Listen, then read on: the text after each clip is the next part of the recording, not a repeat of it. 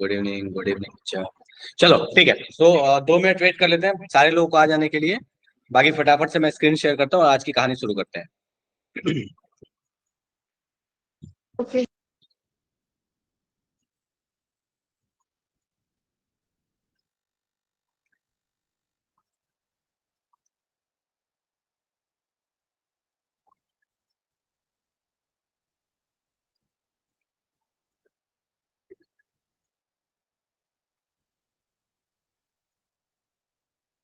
Atomic structure, Rishu atomic structure तो खत्म हो चुका ना अपना, तो गैसियस स्टेट चल रहा था ना।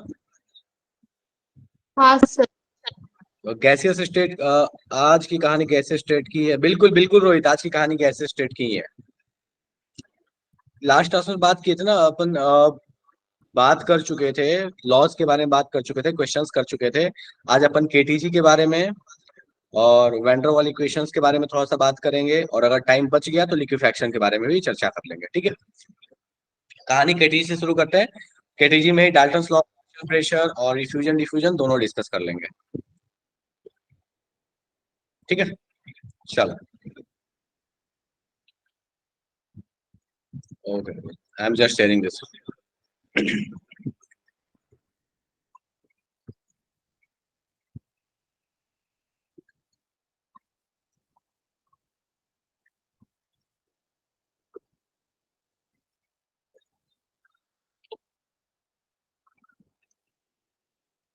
चलिए, ठीक है। सो लास्ट क्लास में हम बात कर चुके थे लॉस के बारे में। आज अपन उसकी आई कहानी बात करने वाले हैं। आगे स्क्रीन शेयर कर दिया, सभी को दिख रहा होगा। Screen yes. विजुअल है क्या? Share screen. चलिए, बढ़िया बढ़िया। ठीक है,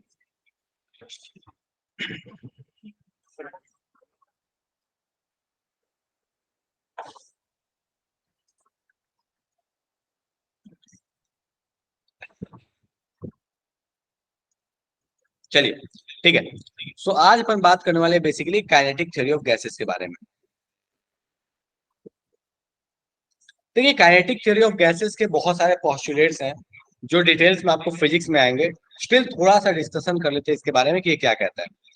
तो सबसे पहले तो कहता है कि गैस जो है वो फॉर्म हुआ है बहुत छोटे छोटे पार्टिकल से मिलने के बाद, जिनके बीच में होता है इलास्टिक कोलिजन। ठीक है, तो गैस पार्टिकल्स के बारे में जो मेन मेन पॉइंट है मैं यहाँ लिखते चल रहा हूँ। वेरी स्मॉल साइज,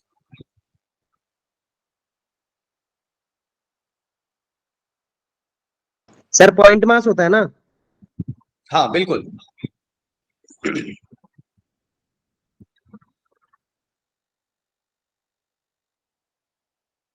पूरा फिजिक्स ही हम पॉइंट मास से पढ़ लेते हैं। ये तो बेचारा गैस ही है, हम तो अर्थ को भी पॉइंट मास मान के पढ़ लेते हैं। चलो, तो ये कहता है कि वेरी स्मॉल साइज है पार्टिकल का। नेक्स्ट थिंग है, इलास्टिक कोलिजन होता है।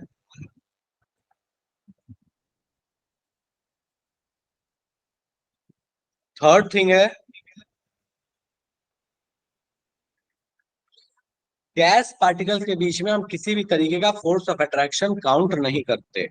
किसी भी तरीके का फोर्स ऑफ अट्रैक्शन का मतलब हुआ London force of dispersion, dipole dipole interaction, dipole induced dipole, ion dipole interaction. इसमें से किसी भी तरीके के इंटरेक्शन को हम काउंट नहीं करते।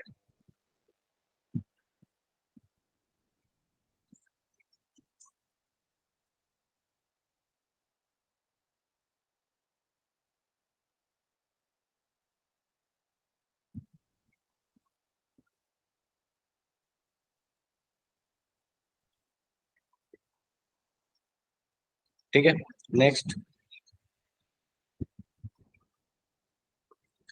कहता है कि गैस का जो काइनेटिक एनर्जी है ये डायरेक्टली प्रोपोर्शनल होता है टेम्परेचर से। गैस का जो काइनेटिक एनर्जी होगा ये डायरेक्टली प्रोपोर्शनल होगा टेम्परेचर से। इलास्टिक कोलिजन क्या होता है रोहित? फिजिक्स में थोड़ा डिटेल्स में आएगा, बट मोटे तौर पे समझ लेते हैं। इलास्टिक कोलिजन का मतलब है वो कोलिजन जिसमें एनर्जी लॉस ना के बराबर हो। ठीक है, उसको हम बोलते हैं इलास्टिक कोलिजन। फॉर एग्जाम्पल मान लीजिए कि आपने एक काम किया, आपने एक स्टील बॉल लिया, बियरिंग बॉल जो होता है, जो गाड़ियों में बियरिंग में लगता है, उसको लो और एक मार्बल के ऊपर गिरा दो। तो तुम देखोगे क्या कि वो मार्बल से टकरा के लगभग लगभग उतने ही हाइट पे आ गया जितने हाइट से आपने छोड़ा। थोड़ा सा वहां एनर्जी लॉस होता है तो थोड़ा कम हाइट पे आएगा। लेकिन उसी की जगह पे क्या करो, रसगुल्ला लो, उसको गिरा दो, वापस आएगा? नहीं आएगा ना। तो बेसिक फंडा क्या है ना, कि उसमें क्या होता है, रसगुल्ले वाले कहानी में ना, एनर्जी लॉस हो गया, ठीक है। बट जो आपके पास जो आपके पास स्टील बियरिंग था उसमें एनर्जी लॉस नहीं हुआ। सो मोटे तौर पे आप ये समझ सकते हैं कि वो कोलिजन जिसमें एनर्जी लॉस ना के बराबर होता है, हम उसको कहते हैं इलास्टिक कोलिजन। बाकी आपके फिजिक्स में डिटेल्स में आएगा ही आएगा, जिसके लिए ई फैक्टर या ए फैक्टर आप कंसीडर करते हैं। फिजिक्स में आई गेस पढ़े होगे, नहीं भी पढ़ोगे तो अभी, नहीं पढ़े होगे तो अभी पढ़ने वाले होंगे, ठीक है। चलेगा क्या? यस। चलिए, ठीक है। तो ये आपके पास कहानी हो गया कि भैया ये केटीजी कहता क्या है। ऑब्वियस सी चीजें, इन प्रॉपर्टीज को देख के हम एक बात तो कह सकते हैं कि ये एक तरीके का पॉस्टुलेट है। क्यों? क्योंकि बोला गया कि गैस पार्टिकल बहुत स्मॉल साइज का होता है, इतने स्मॉल साइज का कि कंटेनर के कंपैरिजन में ये नेग्लिजिबल है, ठीक है। अब इतने स्मॉल साइज का मान तो लिया हमने, लेकिन हमेशा ऐसा हो ये जरूरी थोड़ी है। ऐसा हमेशा हो जरूरी तो है नहीं। मान लो बहुत छोटा कंटेनर अगर मैं ले लूंगा तो उसमें गैस पार्टिकल का साइज मैटर कर जाएगा, ठीक है।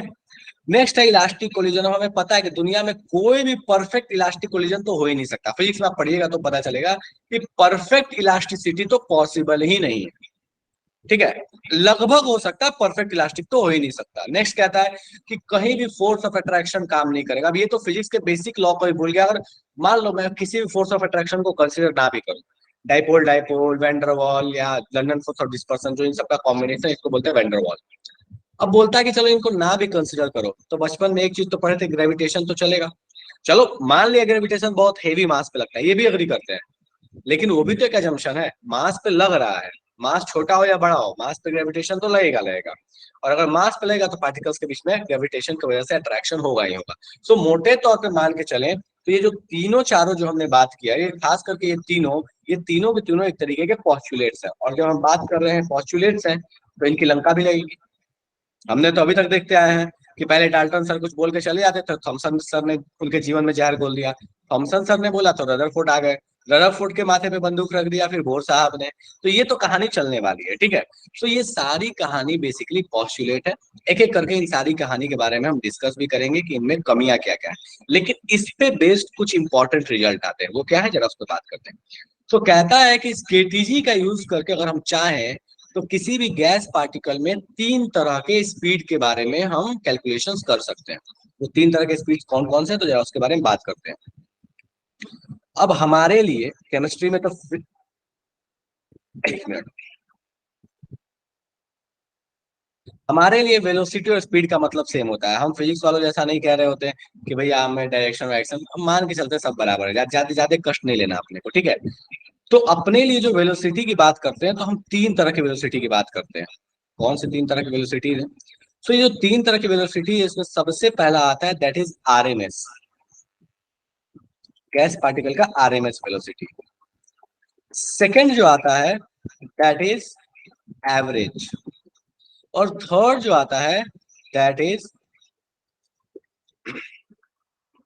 Most probable. ठीक है। कौन बोला मोस्ट प्रोबेबल? एक सेकंड।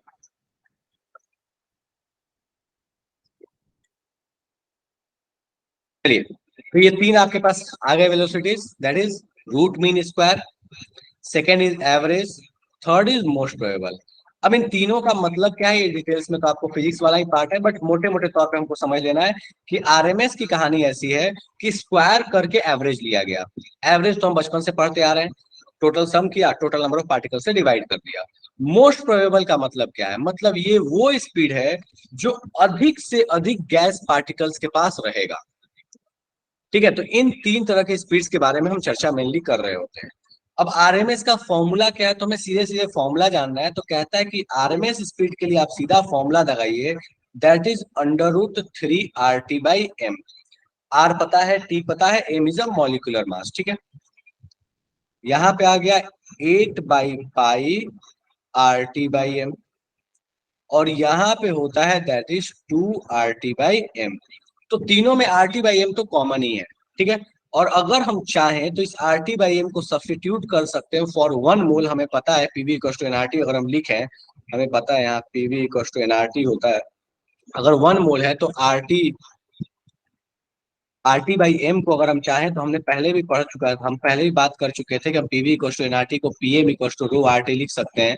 तो यहाँ RT/m जो है यहाँ पे हो सकता है आपके पास दैट इज P/रो। तो अगर आप चाहें तो इन सारे जगह पे आप यहाँ पे आप रिप्लेस कर सकते हैं RT/m को P/रो से। तो अगर क्वेश्चन आपके पास प्रेशर और डेंसिटी में आ गया तो आप इसका इस्तेमाल भी कर सकते हैं। अब सवाल ये उठता है कि भैया ये तीनों जगह पे हमें एक चीज जो बड़ी कॉमन दिखती है वो ये है कि ये तीनों के तीनों वेलोसिटीज जो है वो √T से डायरेक्ट प्रोपोर्शनल है और √m से इनवर्स प्रोपोर्शनल है। तो ग्राफ तो हम समझ गए ग्राफ कैसे जाएगा, प्रोपोर्शनलिटी के हिसाब से, ठीक है। नेक्स्ट थिंग हमें दिख रहा है कि RMS सबसे बड़ी वेलोसिटी होगी इन कंपैरिजन टू एवरेज और मोस्ट प्रोबेबल। और इन तीनों का जो डायरेक्ट रेशियो है ये एग्जाम में पूछा गया है। RT/m तीनों में कैंसिल हो जाएगा। अंडर रूट में भी दिया गया था ऑप्शन, √3, √8/π, √2, और इन तीनों को वैल्यूज निकाल के भी दिया हुआ था। और ये एग्जाम का बड़ा फेवरेट क्वेश्चन रहा है। AIPMT पूछा गया है, आपके पास जेई मेन में भी पूछा गया है। डायरेक्ट क्वेश्चन, कोई भी दो वेलोसिटी दे देगा, बोलेगा इनका रेशियो बताइए। बच्चों वाली चीज है, उस पर डिस्कस नहीं कर रहे हैं, ठीक है। चलो अब अपने पास कहानी क्या है, तो इसमें एक चीज जो बड़ी इंपॉर्टेंट है वो ध्यान देना। अगर आपको कभी डायरेक्ट वैल्यू निकालने को दे दे तो आप कैसे निकालिएगा, ये बहुत बड़ी गलती होती है। बहुत बार ना यूनिट में कंफ्यूजन होता है, तो जरा यूनिट में क्लियर कर देता हूँ, उस चीज को ध्यान से देखिएगा। हमें बड़े अच्छे से पता है कि अगर वेलोसिटी निकालना है तो स्टैंडर्ड यूनिट जो आएगा वो आना चाहिए मीटर पर सेकेंड। अब मीटर पर सेकेंड यहाँ आएगा कैसे, तो हमें करना क्या होगा कि आर की यूनिट तो हम यूज करेंगे जूल वाली, तो दैट इज 8.3 यूज कर लेंगे, वहां पे सारा ऐसा यूनिट में चल रहा है। टेम्परेचर हम केल्विन में यूज कर लेंगे। ये जो एम है ना इसको जरा गौर से देखना। देखो इस मोलर मास की कहानी ऐसी है ना कि इसका यूनिट होता है ग्राम पर मोल। आर का यूनिट क्या होता है, तो अगर याद हो तो जूल पर मोल पर केल्विन होता है, ठीक है। तो अगर आप ध्यान दोगे तो आपको दिखेगा कि ये नीचे में मोल और ऊपर में मोल तो कैंसिल आउट हो जाएगा। ये केल्विन और इसका केल्विन तो चला जाएगा। तो आपके पास लेकिन ये जो मास का ग्राम है वो आपको दुख देगा, क्योंकि जूल में जो मास इस्तेमाल होता है वो केजी से आता है, क्योंकि वो फोर्स से आ रहा होता है, ठीक है। तो बस ध्यान ये रखना कि जो नीचे में मोलर मास आप पुट कीजिएगा तो आपको इसका यूनिट जो है वो ग्राम पर मोल वाला ना लेके आपको लेना होगा केजी पर मोल। तो आपके पास ये जो एम आना चाहिए, ये एम आपके पास केजी पर मोल में लिखना है। मोटे तौर पे आप समझ लीजिए कि अगर आप ग्राम पर मोल को केजी पर मोल में कन्वर्ट करना चाहते हैं तो बेसिकली आपको मोलर मास, यहाँ पे जो आपके पास मोलर मास है इसको आपको 1000 से डिवाइड करना होगा। तो बेसिक फंडा आपके पास ये होने वाला है कि ये जो RT/m है ये कुछ ऐसे बन जाएगा RT/m, और ऊपर जाके मल्टीप्लाई हो जाएगा आपके पास 1000। क्यों, क्योंकि m/1000 हमने किया, उस 1000 को ऊपर भेज दिया। तो इस बात का आप खास ख्याल रखिए कि ये काम करने के लिए आपको 1000 से मल्टीप्लाई करना होगा। अगर सीधे फॉर्मूला याद रखना है तो फॉर्मूला याद रख लो, या फिर अगर आप इस तरीके से ध्यान रखना है कि केजी में इस्तेमाल करना है तो वैसे याद रख लो। चलेगा क्या, यहां तक तो बताओ फटाफट से। डन है, सॉर्टेड है ये मामला। चलिए ठीक यस सर। जस्ट सर जब कैंपिंग का क्या होगा? एक सेकंड जब बाबू, काफी लोग वेटिंग में है तो थोड़ा सा मैं एक बार देख लो क्या दिक्कत हो रही है।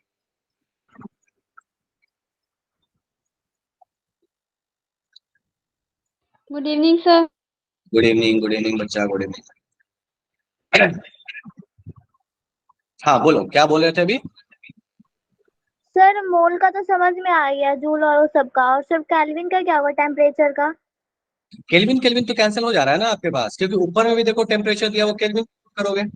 आर में भी जो यूनिट में आएगा वो नीचे में मोल पर केल्विन होता है, वो केल्विन केल्विन कैंसिल हो जाएगा। तो केल्विन का लोड नहीं होने वाला, मोल का भी लोड नहीं होने वाला। जो एक ही जगह प्रॉब्लम होने वाली है दैट इज द ग्राम। ग्राम में था तो उस ग्राम को हमें कन्वर्ट करना पड़ेगा केजी में, ठीक है। Okay sir. चलिए सर बढ़िया, तीनों के लिए सेम यूनिट है ना? फिर से बोलो। सर तीनों के लिए सेम यूनिट है ना? बिल्कुल बिल्कुल, यूनिट्स देखो, ऐसा यूनिट रखोगे तभी तो आंसर आपके पास लास्ट में मीटर पर सेकंड में आना चाहिए ना। अगर ऐसा यूनिट नहीं रखोगे तो गड़बड़ हो जाएगा ना आपके पास। आपके पास जो जूल है वो जूल क्या है, जूल तो आपके पास न्यूटन मीटर है। न्यूटन क्या है आपके पास, तो केजी मीटर पर सेकंड स्क्वायर वाली कहानी है आपके पास। तो वहां पे जो केजी आ रहा है, एक और साथ में केजी आएगा तभी तो केजी का स्क्वायर होगा, और जब अंडर रूट सॉरी वहां पे जब केजी आएगा नीचे में तो केजी केजी कैंसिल हो जाएगा, और केजी केजी कैंसिल होगा तो बाहर में आपका निकल जाएगा मीटर पर सेकंड। तो उस केजी को कैंसिल करने के लिए आपको क्या करना पड़ेगा, तो उसके वजह से आपको यहाँ पे ध्यान रखना पड़ेगा कि नीचे में भी केजी आए। नीचे में केजी कब आएगा, जब ग्राम को आपने 1000 से डिवाइड कर देना है। चलेगा? Yes sir. चलिए बढ़िया। तो ये आपके पास कहानी हो गई कि भैया वेलोसिटी कौन कौन से आने वाले हैं। अब इसी पे बेस्ड एक ग्राफ भी होता है, थोड़ा सा टाइम कंस्ट्रेन है बट मैं थोड़ा बताने का प्रयास करता हूँ जल्दी से। एक बार ट्राई करना है इस चीज को समझने के लिए। ये सारा फिजिक्स का पार्ट है बट थोड़ा सा अपन डिस्कस कर लेते हैं मैक्सवेल कर्व के बारे में।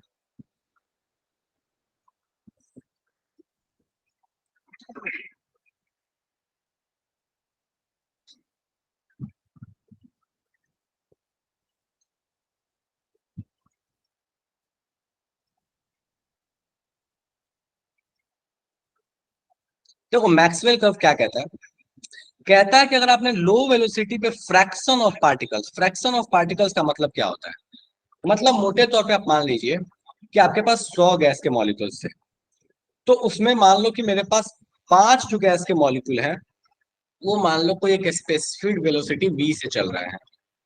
सो हम बोलेंगे फ्रैक्शन ऑफ पार्टिकल्स का मतलब हुआ दैट इज 5/100। ठीक है? तो कहता है कि यहाँ पे जो ये ग्राफ प्लॉट होता है वो fraction of particle versus velocity का जो ग्राफ होता है वो कुछ इस तरीके का कर्व प्लॉट होता है। ठीक है? अब इस कर्व में ध्यान दो कि जो मैक्सिमम फ्रैक्शन ऑफ पार्टिकल्स जिस वेलोसिटी के करस्पॉन्डिंग आते हैं, इस वेलोसिटी को कहा जाता है मोस्ट प्रोबेबल वेलोसिटी। क्यों? क्योंकि यही वो वेलोसिटी है जो कि अधिकतर गैस पार्टिकल्स वहां पे रख रहे हैं। ठीक है? So this is basically velocity most probable. हमने इसके बाद भी देखा था कि मोस्ट प्रोबेबल से जस्ट थोड़ा सा बड़ा अपने पास क्या था, एवरेज था।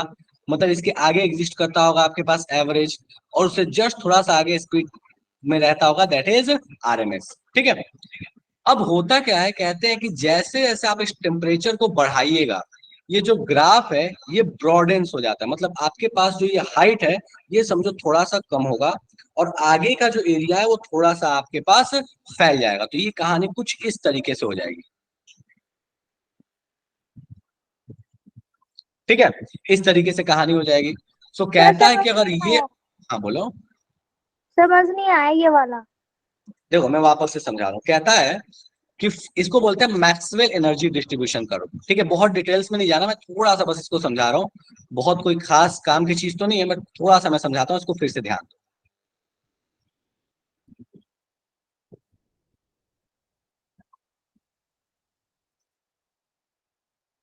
मैक्सवेल एनर्जी कर्व, ठीक है, क्या कहता है? देखो ऐसे समझो कि आपके पास मान लो अगर 100 पार्टिकल्स हैं, तो ये कर्व कहता है कि उन 100 पार्टिकल्स में जो गैस के हैं उन सबका स्पीड सेम नहीं होगा। कुछ ऐसे होंगे जो 2 मीटर पर सेकंड से चलते होंगे, कुछ ऐसे भी होंगे जो 20 मीटर पर सेकंड से चलते होंगे, कुछ ऐसे भी होंगे जो 20,000 मीटर पर सेकंड से चलते होंगे। मतलब एक सैंपल ऑफ गैस में हमें पता है कि बहुत सारे गैस पार्टिकल्स हैं। अगर आपने 2 ग्राम भी हाइड्रोजन ले लिया तो आपको पता है कि एवोगैड्रो नंबर ऑफ पार्टिकल्स है उसमें। अब कहता है कि उसमें कुछ जो है वो 5 मीटर पर सेकंड से भी चलने वाले हैं, कुछ 50 मीटर से भी, और कुछ 5,000, 50,000, 500, ऐसे 5 लाख मीटर पर सेकंड से भी चलने वाले हैं। तो हर तरह के स्पीड से चलने वाले पार्टिकल्स है। मतलब 5 मीटर पर सेकंड से भी चलने वाला है। और यहाँ पे समझो कि ये मान लो कि अगर 5 लाख होता तो 5 लाख मीटर पर सेकंड से भी चलने वाला पार्टिकल वहां पे एग्जिस्ट कर रहा है। अब कहता क्या है ना कि कुछ खास स्पीड से चलने वाला, मान लो कि ये 100 मीटर पर सेकंड है, तो 100 मीटर पर सेकंड से चलने वाले पार्टिकल्स जो है ना वो सबसे ज्यादा होंगे। ये 100 मीटर से चलने वाले पार्टिकल सबसे ज्यादा होंगे, तो इसका मतलब इसका फ्रैक्शन जो है सबसे ज्यादा होगा। 5 मीटर वाले का फ्रैक्शन सबसे कम होगा, 5 लाख मीटर वाले का भी फ्रैक्शन जो है वो सबसे कम होगा या बहुत ही कम होगा, ऐसे समझ लो। लेकिन 100 वाले का फ्रैक्शन सबसे ज्यादा है। तो चूंकि 100 मीटर से चलने वाले बहुत ज्यादा पार्टिकल्स हैं तो इसको बोला गया ये मोस्ट प्रोबेबल है। क्यों? क्योंकि मान लो सैंपल में से आपने किसी 5 को पकड़ना है, तो क्या संभावना है कि वो जो 5 को पकड़ोगे उसमें अधिकतर किस तरह के स्पीड वाले होंगे, जिसके पास जो सबसे कॉमन स्पीड रखते होंगे, और सबसे कॉमन स्पीड क्या था अपने पास, 100 मीटर पर सेकेंड। तो इसी को कहा गया दैट इज मोस्ट प्रोबेबल। ठीक है, अब उस सैंपल में ना हर तरह के स्पीड वाले पार्टिकल्स हैं, 5 meter, 15 meter, 500 meter, 5 lakh meter, हर तरह के स्पीड रखने वाले पार्टिकल्स हैं। यही कहता है मैक्सवेल का। मैक्सवेल का मतलब सीधा है कि एनर्जी जो है वो सबके बीच में बराबर नहीं बटी है, एनर्जी बहुत अनइवन तरीके से बटी हुई है। कोई बहुत अमीर है, कोई बहुत गरीब है। अब कहता है कि जैसे आपने टेम्परेचर को बढ़ाया तो होता ये है कि आपके पास जो मोस्ट प्रोबेबल वाले पार्टिकल्स हैं उनका फ्रैक्शन कम जाता है। मान लो कि मोस्ट प्रोबेबल वाले का फ्रैक्शन, अब मोस्ट प्रोबेबल तो बढ़ेगा ही बढ़ेगा, क्योंकि टेम्परेचर बढ़ा तो काइनेटिक एनर्जी बढ़ा, काइनेटिक एनर्जी बढ़ा तो स्पीड भी बढ़ा। तो पहले मोस्ट प्रोबेबल था 100 मीटर पर सेकेंड, अब मान लो मोस्ट प्रोबेबल स्पीड हो गया 200 मीटर पर सेकेंड। लेकिन पहले मान लो कि आधे पार्टिकल्स, हाफ फ्रैक्शन के पास था 100 मीटर पर सेकेंड का स्पीड, और अब की बार क्या है कि यहाँ पे सिर्फ 25%, मतलब 1/4 वालों के पास है आपके पास मोस्ट प्रोबेबल।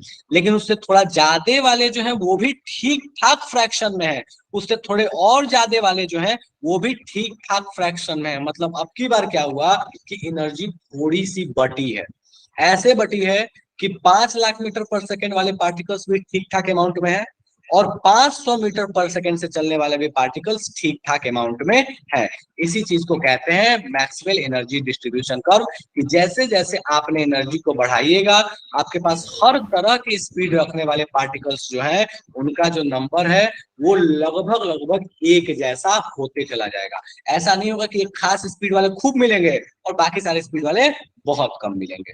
चलेगा क्या?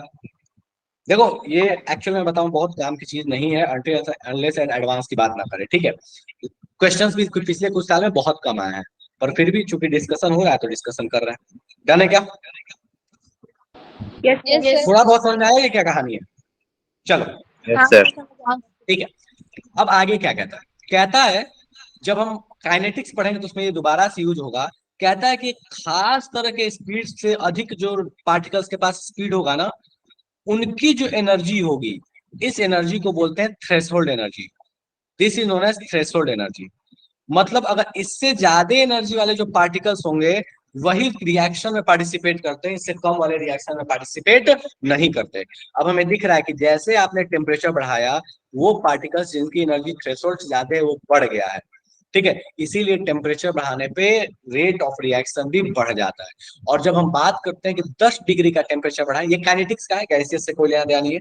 10 डिग्री के टेम्परेचर बढ़ाने पे जो यहाँ पे ये एरिया है और ये वाला जो एरिया है टोटल, ये लगभग डबल है। हालांकि जो मैंने बनाया डबल से ज्यादा बना दिया है, बट लगभग डबल है। मतलब कहता है कि आप 10 डिग्री से टेम्परेचर जब बढ़ाते हैं तो आपके पास जो नंबर ऑफ पार्टिकल्स है जिनके पास रिएक्शन करने की कैपेबिलिटी आ गई है वो लगभग डबल हो जाते हैं। क्यों? क्योंकि नंबर ऑफ पार्टिकल्स जिसका एनर्जी थ्रेशोल्ड से ज्यादा है वो लगभग डबल हो जाते हैं। ये काइनेटिक्स का सेक्शन है, थोड़ा सा डिस्कस कर दिया जो कि यहीं से रिलेट होकर आता है। ठीक है, तो ये आपके पास कहानी हो गई मैक्सवेल कर्व की। अब एक और चीज जो आपको ध्यान रखना वो ये है कि इस पूरे कर्व का जो एरिया होता है ये यूनिट होता है। क्यों? क्योंकि हमें पता है कि फ्रैक्शन ऑफ पार्टिकल जो है वो कितना ही सारे फ्रैक्शंस को जोड़ दो, अल्टीमेटली सारे फ्रैक्शन का सम कितना आएगा, 1 आएगा। इस पूरे एरिया का जो, इस पूरे जो कर्व का एरिया मानते हैं दैट इज यूनिट, मानते हैं कि 1 यूनिट इसका एरिया। किसी में भी ले सकते हैं बट यूनिट उसका 1 है। ठीक है, चलिए। तो ये आपके पास कहानी हो गई मैक्सवेल कर्व। अपने को बस ये ध्यान रखना है, यहाँ पे आपके पास हो जाएगा अगर मोस्ट वेरिएबल तो मोस्ट के बाद एवरेज, एवरेज के बाद आपके पास आरएमएस आ जाएगा। ठीक है, चलेगा? यहां तक में कोई दुख तकलीफ है तो जल्दी बताओ, फिर आगे बात करेंगे। ठीक है, चलिए बहुत बढ़िया। सो ये अपने पास थोड़ी बहुत कहानी हो गई अपने पास मैक्सवेल कर्व की, मैक्सवेल साहब क्या कह रहे होते हैं। ठीक है, नेक्स्ट आते हैं,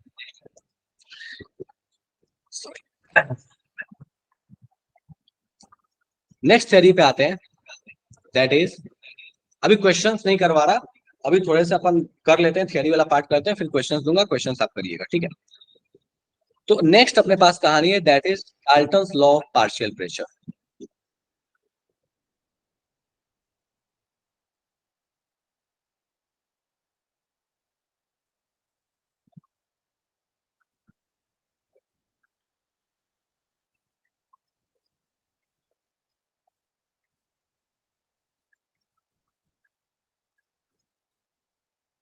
ठीक है।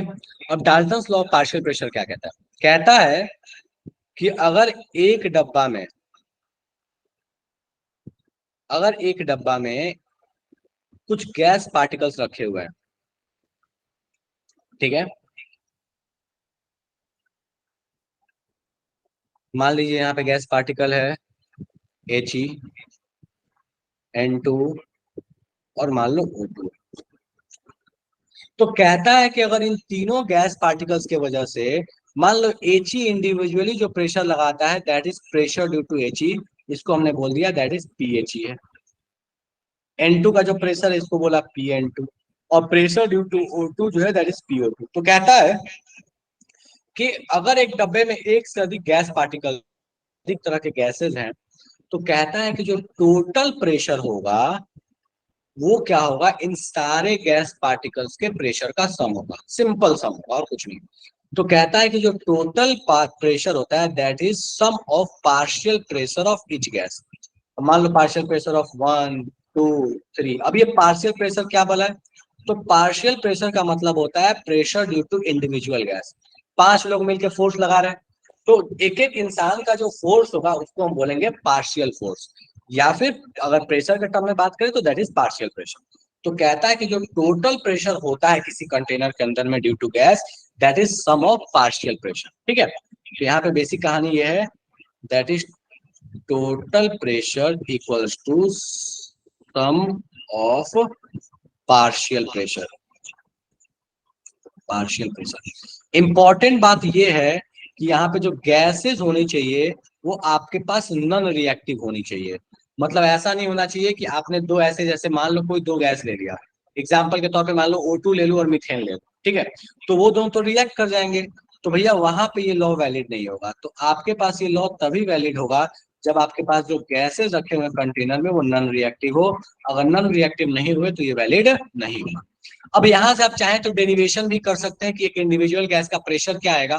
कहोगे तो डेरिवेशन करा दूंगा, वरना मैं सीधे बात करता हूँ। कहता है कि इसी का इस्तेमाल करके हम कह सकते हैं कि किसी भी गैस का जो पार्शियल प्रेशर होता है वो कुछ और नहीं होता, उसका mole fraction into total pressure होता है। मतलब किसी भी गैस मिक्सचर के सैंपल में एक गैस का जो प्रेशर होगा वो कुछ और नहीं होगा, that is mole fraction of that gas into total pressure होगा। ठीक है, और आप चाहो तो इस चीज को यहाँ पुट करके क्रॉस चेक कर सकते हैं, सबके लिए mole fraction into total pressure करोगे, सब जगह से टोटल प्रेशर कॉमन आ जाएगा, सभी का मोल फ्रैक्शन का समय पता है 1 होता है, total pressure equals to total pressure हो जाएगा। क्रॉस चेक करने का तरीका, ताकि डेरिवेशन करना हो तो मुझे बता देना, डेरिवेशन समझा दूंगा। ठीक है, लेकिन ये रूल, ये वाला जो फॉर्मूला ये बड़े काम का है, बहुत ज्यादा इस्तेमाल होता है कि एक मिक्सचर में किसी भी गैस का इंडिविजुअल प्रेशर जो है that is equals to mole fraction of that gas in the sample multiplied by total pressure. चलेगा क्या? फटाफट से मुझे बता दो कि क्या ये क्लियर है? बढ़िया बढ़िया, ठीक है। सो ये आपके पास कहानी हो गया Dalton's law of partial pressure का। एक्चुअली मैं चाह रहा हूँ ना कुछ थियरी जो है ना इनको कंप्लीट करा दो, फिर क्वेश्चंस कराऊंगा। ठीक है, काफी कल की क्लास नहीं हुई है तो थोड़ी सी दिक्कत भी है अपने लिए, थोड़ा सा सिलेबस भी पीछे होगा, तो थोड़ा सा स्पीड में जा रहा हूँ, बट दिक्कत लगे तो बता देना मेरे को। ठीक है, चलो थर्ड थिंग पे आते हैं। पहले वेलोसिटी पे बात कर चुके हैं, केटीजी बात कर चुके हैं, डाल्टन्स लॉ बात कर चुके हैं, अब आते हैं इफ्यूजन एंड डिफ्यूजन पे। ठीक है, सो कहता है कि इफ्यूजन या डिफ्यूजन,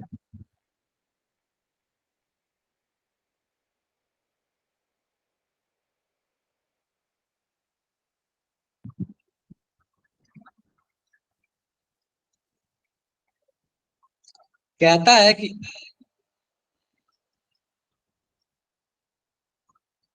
ठीक है, तो कहता है इफ्यूजन हो या डिफ्यूजन का। तो इफ्यूजन डिफ्यूजन का मतलब क्या होता है? देखो अपने लिए तो दोनों सेम है, बट डिफ्यूजन का मतलब होता है general intermixing of gas. Effusion का मतलब होता है कि अगर बहुत छोटे से पियर्सिंग से, बहुत छोटे से होल से अगर गैस कहीं पे आ रही निकल रही है तो उसको बोलते हैं इफ्यूजन।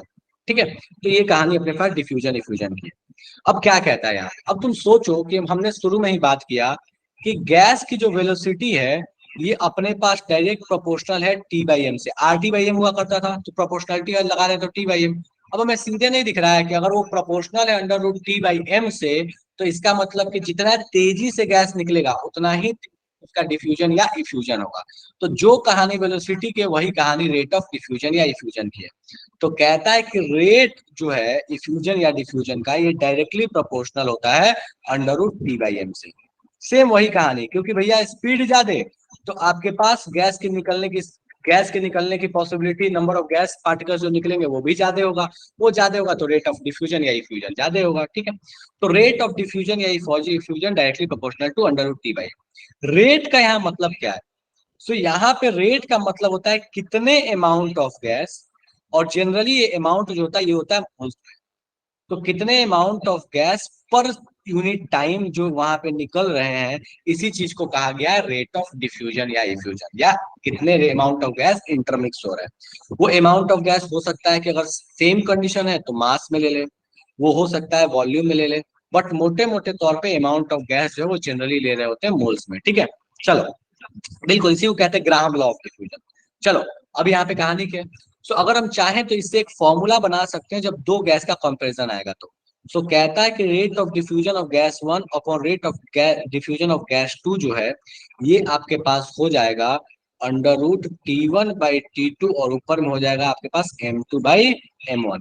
ठीक है, सो ये दो डिफरेंट गैस के लिए आपके पास रेट ऑफ डिफ्यूजन का कंपैरिजन है। इंपॉर्टेंट बात यह है कि किसी एक गैस का रेट ऑफ डिफ्यूजन के लिए यहाँ कोई कांस्टेंट लगा के इस फॉर्मूले को नहीं बनाते। ठीक है, ये हमेशा दो गैस के लिए कंपैरिजन करने के ही काम आता है। डायरेक्टली हम इसका इस्तेमाल कभी भी नहीं करते कि हमको रेट ऑफ डिफ्यूजन निकालना है, टेम्परेचर और मोलर मास दे दिया, बोला बताओ रेट ऑफ डिफ्यूजन क्या होगा, इसके लिए हम इस्तेमाल नहीं करते। दूसरी चीज जो हमें खास ख्याल रखना है वो ये है कि हमें पता है कि P बाई एम जो था ये P बाई रो से डायरेक्टली प्रोपोर्शनल था, लेकिन जब हम रेट ऑफ डिफ्यूजन इफ्यूजन की बात करते हैं तो आइडियली उस समय हम ये मान के चलते हैं कि अपने पास जो प्रेशर है वो टाइम के साथ नहीं बदल रहा है। अदरवाइज अगर प्रेशर बदलेगा तो एक इंपॉर्टेंट नोट है जो ध्यान रखना है कि रेट ऑफ जो डिफ्यूजन है, रेट ऑफ डिफ्यूजन ये डायरेक्टली प्रोपोर्शनल होता है प्रेशर से। T and M stands for, बेटा T is for temperature, M is for molar mass. ठीक है, अभी जस्ट बात कर रहे थे वेलोसिटी वाली कहानी में, वही वाली चीज है। ठीक है, चलेगा?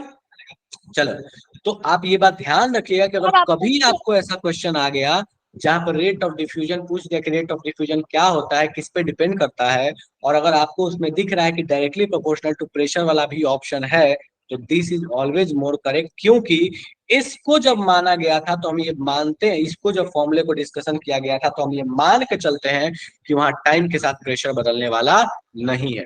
लेकिन चूंकि अगर टाइम के साथ प्रेशर बदल रहा है तो हम ये मानेंगे कि rate of diffusion is directly proportional to pressure होता है। डन है क्या? यहां तक में कोई दिक्कत है तो फटाफट से बताओ, बात करें, वरना फिर आगे बढ़े।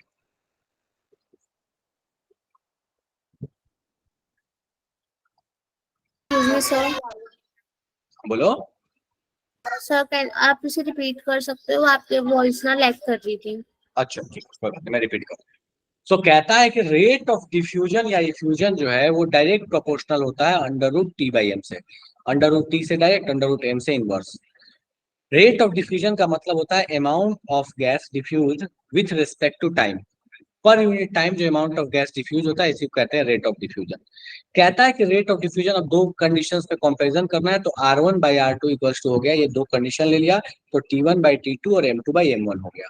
लेकिन ये जो कंडीशन बताया गया है जब ये फॉर्मूला डिस्कस कर रहे हैं तो उस समय हमें ये ध्यान रखना होता है कि प्रेशर वैरी नहीं कर रहा। बट अगर ऐसा होगा कि प्रेशर वैरी करने लगा है, मतलब मेनली जब लो प्रेशर हो या मॉडरेट प्रेशर हो, तो उस केस में हम मानते हैं कि रेट ऑफ डिफ्यूजन जो है वो डायरेक्ट प्रोपोर्शनल टू प्रेशर होगा, ना कि अंडर रूट प्रेशर होगा।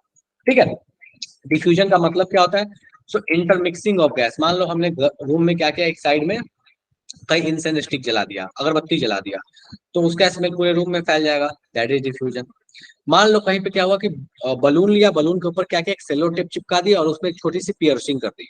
हमें पता है कि सेलो टेप चिपका के जब पियर्सिंग करोगे तो बलून जल्दी फटने वाला नहीं है। ठीक है, तो उस केस में क्या हुआ कि जो गैस बहुत तेजी से निकल रही है बाहर, उस चीज को कहते हैं इफ्यूजन। आइडियली मानते हैं कि वहां पे अंदर में जो प्रेशर है वो लगभग कांस्टेंट है, वो आसानी से नीचे गिरने वाला नहीं है, तो बोलते हैं कि that in that case rate of effusion will be proportional to under root T by M। चलेगा? चलो, इसमें एक बड़ा फेमस सा क्वेश्चन है, वो मैं थोड़ा सा करवाता हूँ, ध्यान देना। सर टी टेम्परेचर एम क्या है? ठीक है, टी टेम्परेचर M क्या है? टी इज टेम्परेचर, अभी थोड़ी देर पहले जो बात कर रहे थे एकदम सेम वही कहानी है, T is temperature, M is the molar mass. Okay sir. यही तो अपन यूनिट पूरे चैप्टर में इस्तेमाल कर रहे हैं। देखो पूरे चैप्टर में हम कहा क्या क्या इस्तेमाल कर रहे हैं, P, V, R, T, N, M, रो, कुछ छूट तो नहीं गया, नहीं लगभग यही है। ठीक है, pressure, volume, R is gas constant, temperature, moles, molar mass, density, पूरा चैप्टर इसी पे चल रहा है, इसके अलावा कुछ पढ़ ही कहाँ है। ठीक है, यस। चलो, तो कह रहा है कि ये जो दो दो दो ये बॉल्स ले लिया, इन दो बॉल्स में दो अलग अलग गैसेस ले ली, ठीक है, और इनको कनेक्ट कर दिया, ठीक है, और ये कुछ पॉइंट्स दे दिया, मान लो ये पॉइंट ए है, ये नाम है पॉइंट का, ठीक है, ये पॉइंट ए है, ये पॉइंट बी है, ठीक है, ये पॉइंट मान लो बी जो है वो मिड में है, और ये पॉइंट सी है, थोड़ा सा थोड़ा सा, ये पॉइंट बी है, ये पॉइंट सी, ठीक है, तीनों का नाम दिया। सो बोलता है this is A, this is B, this is C. कहता है कि पहला वाला जो गैस है इसमें रखा गया है H2 को, ठीक है, दूसरा वाला गैस है इसमें रखा गया N2 को, ठीक है। कहता है कि भैया ये दोनों रिएक्ट करके अमोनिया बनाएंगे। मान लो कि ऐसा था कि यहाँ पे एक स्टॉप कॉक लगाया गया था, यहाँ पे स्टॉप कॉक लगाया था, दोनों को एक ही साथ खोल दिया गया, एक ही साथ ओपन किया गया, ठीक है। मैं आपको क्वेश्चन लिख देता हूँ,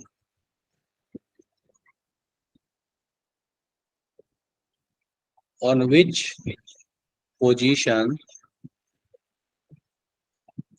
विल NH3 be observed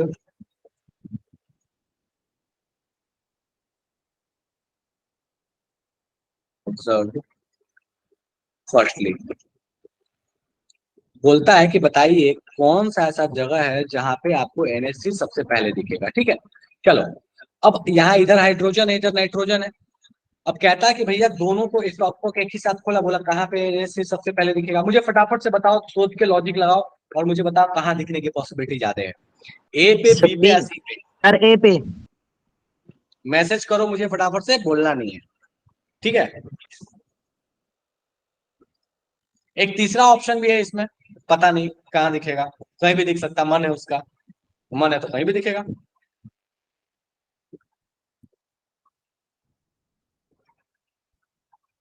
बहुत कम लोगों ने सही आंसर दिया है। चलो ध्यान दो यहाँ पे, देखो हमें पता है कि भैया एक ही कंडीशन लिया तो दोनों में टेम्परेचर सेम होगा। हमें पता है कि भैया ये हाइड्रोजन लाइट वेट है, हल्का वजन है, तो इसका रेट ऑफ डिफ्यूजन जो है, गैस का रेट ऑफ डिफ्यूजन होता है √T/m से प्रोपोर्शनल, जिसका m कम होगा उसका रेट ऑफ डिफ्यूजन ज्यादा होगा, मतलब वो तेजी से बाहर निकलेगा। तो जब ये तेजी से बाहर निकलेगा तो ये तेजी से आगे बढ़ेगा और ये धीरे से आगे बढ़ेगा, ये उतना तेज आगे नहीं बढ़ेगा। तो इसका मतलब कि ये तो तय है कि बी पे तो दिख ही नहीं सकता, क्योंकि ए तेजी, H2 तेज चल रहा है, N2 धीरे चल रहा है, तो एक ही पोजीशन है। सी पे, ए पे दिखने की तो कोई पॉसिबिलिटी नहीं है, क्योंकि ए पे तब दिखता जब N2 तेज चलता, तो एक ही पॉसिबिलिटी है, दैट इज सी। अब इसको डिफ्यूजन से भी कर सकते थे, वेलोसिटी से भी कर सकते थे, कैसे? तो हम वेलोसिटी से भी कहते हैं कि भैया H2 का जो वेलोसिटी है, हमने पता है velocity is directly proportional to √T/m, तो जिसका मोलर मास ज्यादा है उसका वेलोसिटी कम, मतलब ये धीरे धीरे चलेगा, ये भारी भरकम इंसान है, धीरे धीरे चलेगा, ठीक है। और ये छोटा मोटा, ये समझो एकदम एथलीट है, एकदम दुबला पतला, एकदम तेजी में दौड़ने वाला, तो ये फटाक से दौड़ जाएगा, ये बेचारा धीरे धीरे दौड़ेगा। ये मेरे जैसा इंसान है, ये मान लो कि कोई ऐसा तुम्हारे में जो एथलीट हो उसके जैसा हो, ठीक है। तो भैया कहाँ पे मिलने की पॉसिबिलिटी है, that is on the C point. क्यों? क्योंकि अपने पास N2 भाई साहब धीरे धीरे चलेंगे और अपने पास H2 भाई साहब बहुत तेजी में चल रहे होंगे, डन है मामला, चलेगा। Yes sir. चाहो चाहो तो वेलोसिटी से जाओ, चाहो तो रेट ऑफ डिफ्यूजन या इफ्यूजन से चले जाओ, डन है। चलिए बढ़िया, तो ये आपके पास कहानी हो गई कि भैया रेट ऑफ डिफ्यूजन इफ्यूजन क्या होता है, कैसे होता है, इसके बारे में थोड़ी सी चर्चा आप कर, बढ़े आगे। चलो, तो अब अपन आते हैं नेक्स्ट। देखो तीन चीजें बात कर चुके, तीनों इंपॉर्टेंट थियरी थी, सबसे पहला केटीजी में सारी कहानी बात कर चुके, न्यूमेरिकल सभी नहीं किया। नेक्स्ट हम बात कर चुके पार्शियल प्रेशर पे। थर्ड अपना बात हो चुका रेट ऑफ डिफ्यूजन इफ्यूजन पे। थोड़ा तेजी में जा रहा हूँ, क्वेश्चन अभी नहीं करा रहा, लास्ट में क्वेश्चन दूंगा और करवाते जाऊंगा, ठीक है। हो सकता है अगर नहीं हो तो अगले क्लास में भी क्वेश्चन करेंगे, लेकिन मैं चाह रहा हूँ कि थियरी वाला पार्ट में खत्म कर दूं जितना हो सके उतना, ठीक है। चलो, बाकी ऐसा लगे कि ओवरडोज हो जाए तो मुझे बता दें। चलो नेक्स्ट आते हैं, दैट इज रियल गैस की कहानी। अब ये एक बहुत इंपॉर्टेंट टॉपिक बन जाता है इस चैप्टर का। क्या है? सो हमने थोड़ी देर पहले पढ़ा कि गैस पार्टिकल का साइज नेग्लिजिबल है। बिल्कुल फर्जी बात है, ऐसा होता थोड़ी है। गैस पार्टिकल कुछ ना कुछ तो साइज होगा। तो अगर गैस पार्टिकल का साइज आपने नेग्लिजिबल माना था, तभी जाके पुरानी सारी थियरीज वैलिड है। अगर गैस पार्टिकल का साइज आप मान लीजिएगा तो पुरानी सारी थियरी खत्म, वेलोसिटी वेलोसिटी सब खत्म। रियल गैस में सही बात है, ये मानता भी नहीं। रियल गैस एकदम बिल्कुल बॉयल्स लॉ को नहीं मानता, चार्ल्स लॉ को नहीं मानता, पूरे तरीके से मानता है, 100% नहीं मानता, ठीक है। तो कहता है कि रियल गैस जो होगा इसमें पार्टिकल का साइज इग्नोरेबल नहीं है, ठीक है। तो मैं यहां लिखते जाता हूं, size of particle is considerable.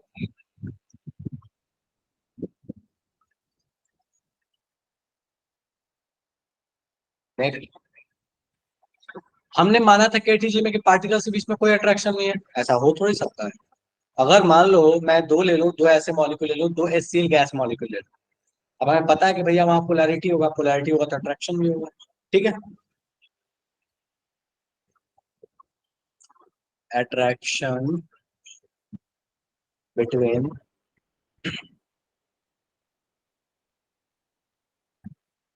Particles exist, ठीक है। नेक्स्ट कहता है कि आपने मान तो लिया था कि पार्टिकल्स के बीच में कोलिजन जो है इलास्टिक है, बट परफेक्टली इलास्टिक होता नहीं है, लेकिन उसके बारे में हम चर्चा नहीं करने वाले हैं। वहां पे मानता है कि भैया जिगजैग मोशन होता है, जरूरत नहीं जिगजैग मोशन मानने की, ठीक है, क्योंकि अपने पास उससे कोई फर्क नहीं पड़ने वाला। जिगजैग मोशन होता है, ब्राउनियन मोशन होता है, उससे अपने पास रियल गैस में कोई फर्क नहीं पड़ेगा। लेकिन जो केटीजी में ये जो दो अपने पास एजम्पशंस माना, इन दो एजम्पशन से PV equal to NRT equation में फर्क पड़ जाता है। कैसे? तो अगर मान लो कि पार्टिकल्स के बीच में हम मानते हैं पार्टिकल्स का साइज अगर कंसिडरेबल है, तो जो वहां वॉल्यूम लिया जाता है आइडियल गैस में, पीवी में जो वी होता है, उस वी का मतलब ये नहीं होता कि गैस का वॉल्यूम कितने एरिया में गैस रखा गया ना, उस वी का मतलब होता है कि कितने एरिया, कितना वॉल्यूम, कितना स्पेस अवेलेबल है गैस पार्टिकल को मूव करने के लिए। अगर मान लो कि हम किसी रूम में बैठे और वहां पे 5 लोग हैं और पूरा रूम खाली है, तो मुझसे पूछा जाएगा कि अगर हम पांचों गैस पार्टिकल हैं तो वहां पे वी का मतलब क्या होगा। तो वहां वी का मतलब, रियल वी का मतलब वहां ये होना चाहिए कि कितना वॉल्यूम अवेलेबल है किसी भी एक को मूव करने के लिए। कितना अवेलेबल वॉल्यूम होगा? तो पूरे रूम का वॉल्यूम माइनस 5 लोगों का वॉल्यूम। चूंकि हमने माना था कि गैस पार्टिकल का वॉल्यूम इग्नोरेबल है, इसलिए हम पूरा कंटेनर के वॉल्यूम की जगह वी का वॉल्यूम मान लिया करते थे। तो ये सबसे इंपॉर्टेंट कहानी यहाँ निकल के आती है कि जो आपने आइडियल गैस इक्वेशन माना था, उसमें जो आप V लेते थे वो V नहीं होना चाहिए, वो V minus volume of gas particle होना चाहिए, ठीक है। क्यों? क्योंकि ये लॉ तभी वैलिड होगा, चार्ल्स लॉ, बॉयल्स लॉ, ये तभी वैलिड होगा जब आप सही चीजें वहां पे पुट कर पाइएगा, ठीक है। तो वॉल्यूम ऑफ गैस पार्टिकल्स होना चाहिए, ठीक है।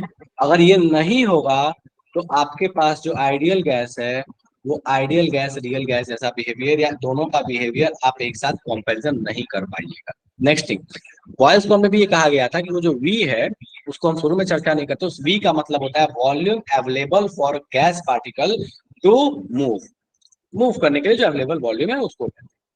नेक्स्ट कहता है कि जो आपके पास ये वॉल्यूम की कहानी। अब नेक्स्ट कहानी आती है प्रेशर की। देखो प्रेशर में हमें कौन सा प्रेशर पुट करना है? तो हमें प्रेशर वो पुट करना है जो कोई भी गैस पार्टिकल दीवार पे लगाता बिना किसी अट्रैक्शन के, जो एक्चुअल में उसको लगाना चाहिए था। बट अगर हम दीवार पे मान लो कि कोई मशीन लगाते हैं प्रेशर को मेजर करने के लिए, और एक पार्टिकल इधर से टुक टुक टुक टुक करके दौड़ के गया, लेकिन जब ये दौड़ के गया तो इसको पीछे से भी एक पार्टिकल खींच रहा है क्योंकि उनके बीच में अट्रैक्शन है, तो ये उतना तेजी से यहाँ हिट नहीं करेगा जितना तेजी से वो हिट कर सकता था अगर ये पीछे से खींचने वाली चीज नहीं होती तो चूंकि बहुत तेजी से हिट कर सकता था पर पीछे से कोई खींचा तो इसने कम हिट किया। हमें वो प्रेशर चाहिए जो बिना इस अट्रैक्शन के इस पे हिट करने से मिलता। मतलब कि हमने प्रेशर में भी जो पी पुट किया है वो पी पुट किया है जो अट्रैक्शन के आने के बाद वैल्यू हमें मिली है। हमें तो वो चाहिए जो अट्रैक्शन के बिना वैल्यू मिलती। तो इस वजह से जो रियल पी होगा वो क्या होगा, तो जो हम पी ऑब्जर्व करते हैं वो प्लस वहां पे वो प्रेशर जो अट्रैक्शन की वजह से आया है, प्रेशर ड्यू टू अट्रैक्शन। जब तक हम ये दोनों ऐड नहीं, जब तक हम ये दोनों फैक्टर्स को कंसीडर नहीं करेंगे अपने PV equals to NRT equation में, तब तक अपने पास आइडियल गैस जो है उसमें रियल गैस वाली कहानी नहीं आएगी। जो रियलिटी में गैस देखते हैं उसके आसपास भी उसकी प्रॉपर्टी देखने को नहीं मिलेगी। तो ये जो दोनों फैक्टर्स हैं बड़े इंपॉर्टेंट, ये दोनों फैक्टर्स हैं बड़े इंपॉर्टेंट है और इसको बोलते हैं modifying factors of ideal gas. ठीक है, ये वही दो फैक्टर्स हैं जो आइडियल को रियल बनाते हैं। तो modifying factors of ideal gas.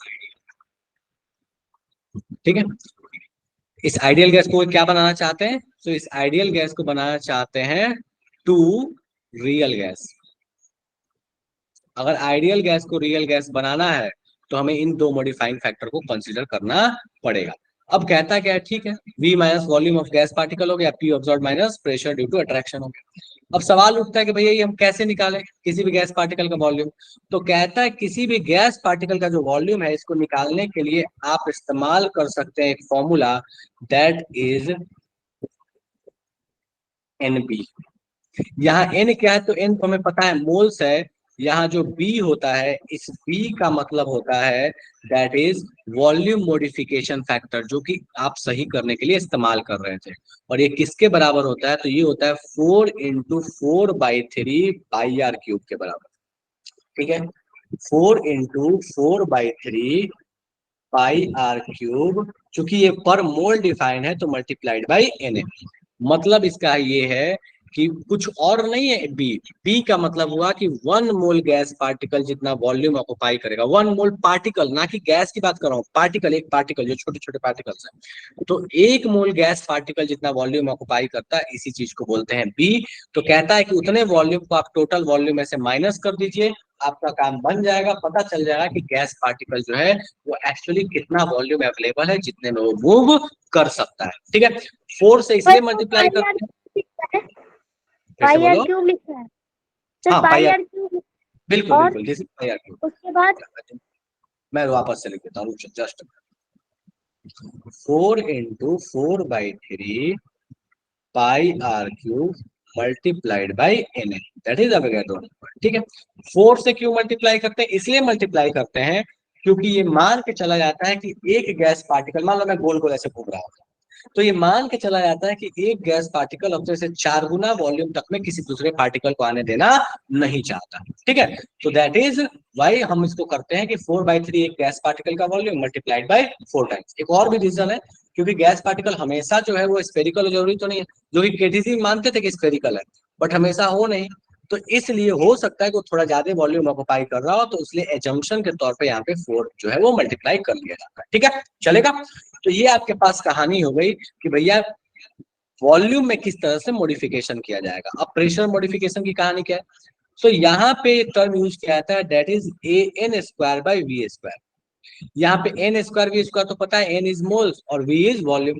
यहाँ जो A है, इस A की कहानी ये है कि A जो है ये बताता है आपके पास अट्रैक्शन बिटवीन गैस पार्टिकल्स, उसी के लिए मॉडिफिकेशन है। तो ये है basically attraction between gas particles, attraction between particles. ठीक है, नेक्स्ट थिंग, अब अट्रैक्शन ज्यादा तो A की वैल्यू भी ज्यादा, ठीक है। और ये हर गैस के लिए ए और बी की कहानी अलग अलग होगी, जो गैस अलग अलग उनके लिए ए और बी की कहानी। इसका यूनिट क्या होगा? तो जो ए है इसका यूनिट होता है एटीएम पर मोल स्क्वायर, सॉरी एटीएम पर मोल स्क्वायर पर लीटर स्क्वायर, सॉरी पर मोल स्क्वायर पर मोल स्क्वायर लीटर स्क्वायर, इसका यूनिट होता है। ऊपर वाले के भी यूनिट पे बात करेंगे और भी वैल्यू पे बात करेंगे, पर पहले नीचे वाले बात करते हैं। नेक्स्ट थिंग कहता है कि अगर किसी गैस का अट्रैक्शन ज्यादा है तो उसका जो रियल वॉल्यूम होगा, किसी भी गैस पार्टिकल में अगर अट्रैक्शन ज्यादा है तो उसका जो रियल वॉल्यूम होगा, वी रियल जो होगा, ये छोटा होगा in comparison to V ideal. हमें पता है कि अगर अट्रैक्शन ज्यादा है, मान लो 5 लोग बैठे हुए हैं और उनके बीच में बड़ी अच्छी बातचीत हो रही है, बहुत अच्छा टर्म्स है, तो 5 लोगों के लिए अगर पांच पांच एकदम लंबा सा बेंच दे दिया जाए तो 5 लोग लंबे से बेंच पे ना बैठ के थोड़े सिकुड़ जाएंगे, क्योंकि भैया उनको गप्पे हाँकने हैं। ठीक है, अक्सर ऐसा हमें देखने को मिलता है, ट्रेन वेन में स्लीपर वेपर में अगर हम चलते हैं तो हमें देखने को मिलता है कि भाई साहब 3 की जगह पे 5 लोग बैठे हुए हैं और पूरा एकदम मजे में डिस्कशन चल रहा है। कभी मोदी जी पे चल रहा है, कभी घर में क्या रेसिपी बनता है उस पर चल रहा है, कभी हो सकता है किसी थर्ड टॉपिक पे चल रहा है, पर चल तो रहा होता है। ठीक है, तो ये वैसी वाली कहानी। नेक्स्ट कहता है, यहीं से एक टर्म भी आता है, इसको बोलते हैं कॉम्प्रेसिबिलिटी फैक्टर, तो उस पर भी बात करेंगे। बट ऐसे मोटे मोटे तौर पे समझ लो कि जिसकी V की वैल्यू, जिसकी A की वैल्यू ज्यादा है, वो गैस इजीली कॉम्प्रेसिबल होगा। मतलब अगर गैस की वैल्यू, अगर A की वैल्यू ज्यादा है तो उसको कंप्रेस करना भी बड़ा आसान होगा, उसको कंप्रेस बड़े आराम से किया जा सकता है अगर उसके पास A की वैल्यू ज्यादा होगी। नेक्स्ट थिंग, इस A पे बड़े क्वेश्चन बनते हैं। ठीक है, नेक्स्ट थिंग कहता है कि अगर आपके पास A की वैल्यू ज्यादा है, मतलब अट्रैक्शन अगर आपके पास ज्यादा है, तो उस गैस को लिक्विफाई करना भी आसान होगा। ऑब्वियस चीज, अट्रैक्शन ज्यादा है तो फोर्स ऑफ अट्रैक्शन उसमें बढ़ाया जा सकता है, बढ़ेगा तो लिक्विफाई हो जाएगा। तो A की वैल्यू ज्यादा है तो उसको इजीली लिक्विफाई किया जा सकता है, इज टू लिक्विफाई, उसको लिक्विफाई करना भी आसान होगा। ठीक है, नेक्स्ट कुछ और भी चीजें हैं बट वापस इस पे बात करेंगे थोड़ी देर बाद। ठीक है, थोड़ा सा मैं बी पे बात कर लेता हूँ, फिर से बात करेंगे इस पे। ठीक है, नेक्स्ट क्या कहता है इसके बारे में, ये किसके बारे में बताता है? तो साइज ऑफ गैस पार्टिकल्स को डील करता है। कहता है कि अगर गैस पार्टिकल्स का साइज बड़ा होगा, ऑब्वियस है, तो उनको पास पास लाना मुश्किल होगा, उनको पास पास लाके छोटे जगह में कंप्रेस करना मुश्किल होगा, तो ये नॉट इजीली कंप्रेसेबल। तो B is inversely proportional to compressible nature. मतलब अगर बी की वैल्यू ज्यादा है तो गैस को कंप्रेस करना कभी भी आसान नहीं होगा, और अगर कंप्रेस करना आसान नहीं होगा तो भैया उस गैस को अपने पास लिक्विफाई करना भी आसान नहीं होगा। ठीक है, तो ये आपके पास कहानी हो रहा है ए और बी की, कि भैया ए होता क्या, बी होता क्या। ठीक है, next and the most important thing जो ध्यान रखिएगा, बहुत ज्यादा इंपॉर्टेंट दोनों के बारे में, कहता है कि अगर टेम्परेचर बहुत ज्यादा हुआ, अगर टेम्परेचर बहुत ज्यादा हो गया, टी हाई हो गया, अगर हाई टेम्परेचर है, ध्यान से देखिएगा ये बहुत इंपॉर्टेंट पॉइंट है। सो हाई टेम्परेचर पे हम मान के चलते हैं कि अपने पास ए की वैल्यू जो है ये लगभग लगभग जीरो होगी। हाई टेम्परेचर पे लगभग अट्रैक्शन को जीरो मानते हैं। क्यों अट्रैक्शन को जीरो मानते हैं? जब टेम्परेचर हाई है तो गैस तेजी से चलेगा। मान लो कि 100 मीटर पर सेकंड से ऐसे जा रहा था तो कुछ प्रेशर लगा था और पीछे से किसी ने खींचा तो उसके स्पीड को मान लो 5 से घटा दिया, 95 कर दिया, तो 100 में से 5 मीटर पर सेकंड कम गया, तो अच्छा खासा परसेंट, 5% का डिफरेंस आ गया। ठीक है, लेकिन वही सोचो कि अगर इसका टेम्परेचर बहुत हाई होता तो स्पीड भी बहुत ज्यादा होता। मान लो कि 5000 मीटर पर सेकंड से जाके दीवार से टकराने वाला था, किसी ने पीछे खींच के इसका 5 मीटर पर सेकंड कम कर भी दिया, फिर भी 4995 मीटर पर सेकंड से टकरा रहा है। इस केस में थोड़ा स्पीड घट भी गया तो एक्चुअल प्रेशर में कोई फर्क नहीं पड़ा, मतलब थोड़ा अट्रैक्शन ज्यादा भी है तो उस केस में थोड़ा टेम्परेचर अगर हाई रखा गया है तो उस केस में एक्चुअल प्रेशर पे कोई खास फर्क पड़ने वाला नहीं है। इसीलिए कहते हैं कि ए की वैल्यू जो है वो नेग्लिजिबल होती है। कहता है कि जब प्रेशर बहुत लो होता है तो उस केस में बी की वैल्यू नेग्लिजिबल होती है। बी जो है ये लगभग लगभग होता है जीरो। ऐसा क्यों है भैया? तो देखो, जब प्रेशर बहुत कम कब होगा? तभी होगा जब अपने पास वॉल्यूम बहुत बड़ा हो, नंबर ऑफ पार्टिकल्स बहुत कम हो। अब चूंकि वॉल्यूम बहुत बड़ा है, नंबर ऑफ पार्टिकल्स बहुत कम है, तो हमें पता है कि चूंकि नंबर ऑफ पार्टिकल्स बहुत कम है, अब मान लो कि एक पूरे शहर में 10 लोग एग्जिस्ट करते हैं, 10 लोग रहते हैं, या पूरे गांव में मान लो 10 लोग रहते हैं। अब किसी ने पूछा कि बताइए किसी एक इंसान से कि आपके पास घूमने के लिए कितना अवेलेबल स्पेस है, तो ये आदमी थोड़ी बोलने जाएगा पूरे गांव में से 10 लोगों को हटा दीजिए बाकी सारा जगह मैं घूम सकता हूँ। वो तो ये बोलेगा पूरा गांव अवेलेबल है। क्यों? क्योंकि भैया पूरे गांव में हमको पता है कि पूरी खाली जगह 10 लोगों से कोई फर्क पड़ने वाला नहीं है। तो जब प्रेशर बहुत लो होता है तो उस केस में बी की वैल्यू लगभग नेग्लिजिबल होती है। तो उस तरीके से हम ये मान लेते हैं कि भैया अपने पास उस केस में पार्टिकल के साइज की कोई वैल्यू होने वाली नहीं है। सो ये जो कहानी है, इस कहानी का इस्तेमाल करके अपने पास आइडियल गैस को हम रियल गैस में कन्वर्ट कर पाते हैं। ठीक है, तो अब अपने पास कहानी क्या हुआ? तो कहानी ये हुआ कि रियल गैस ने आइडियल गैस के नेचर को नहीं माना। Real gas does not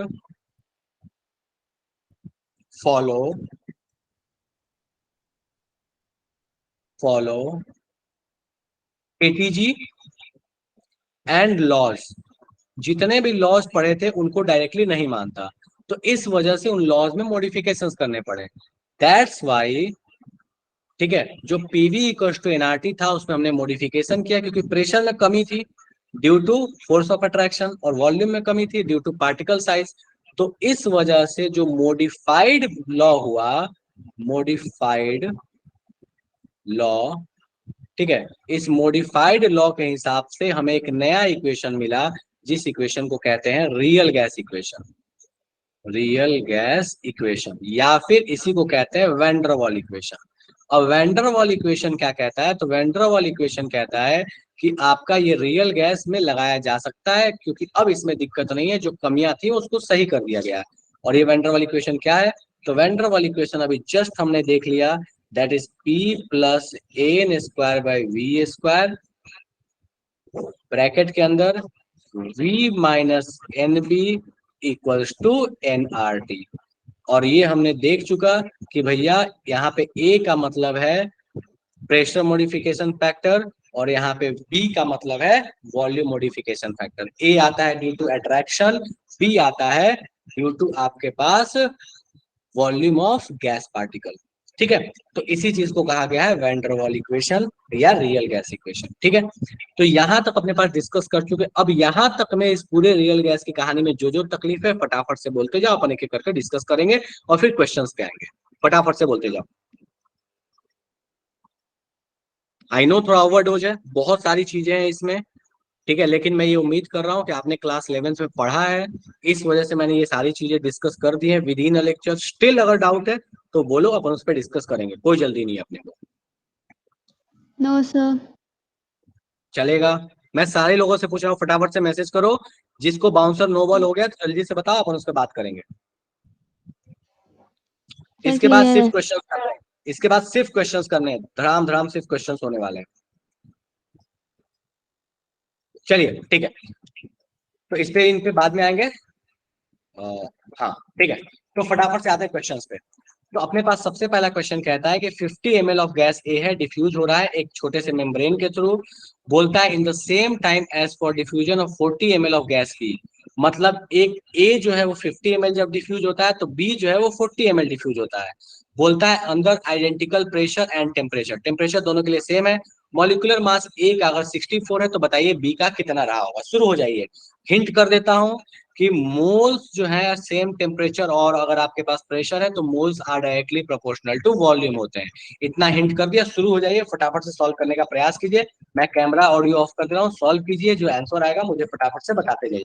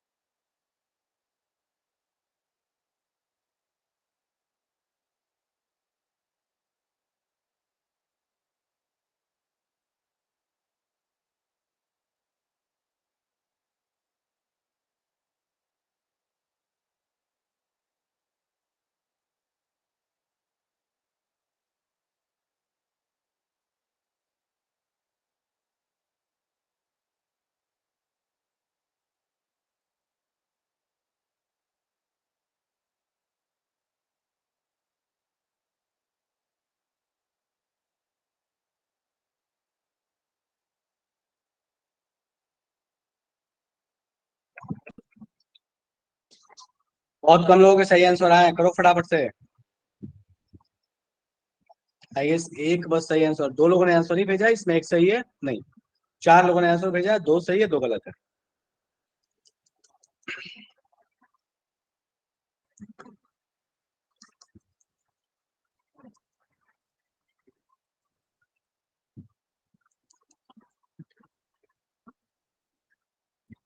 okay, तो काफी लोगों ने हैंड रेज किया हुआ है। राजेंद्र बताइए, राजेंद्र क्या दिक्कत है? ओके लवली बताइए क्या समस्या हो गई? ऑडियो ऑन करने का परमिशन, आप आराम से ऑडियो ऑन करके बोल सकते हैं।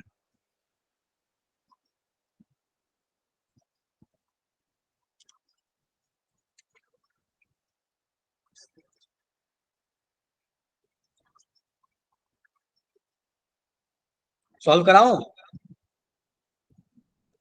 No sir. करो 1 मिनट और ट्राई करो फटाफट से, फिर कराता हूँ मैं। कर लिया सर।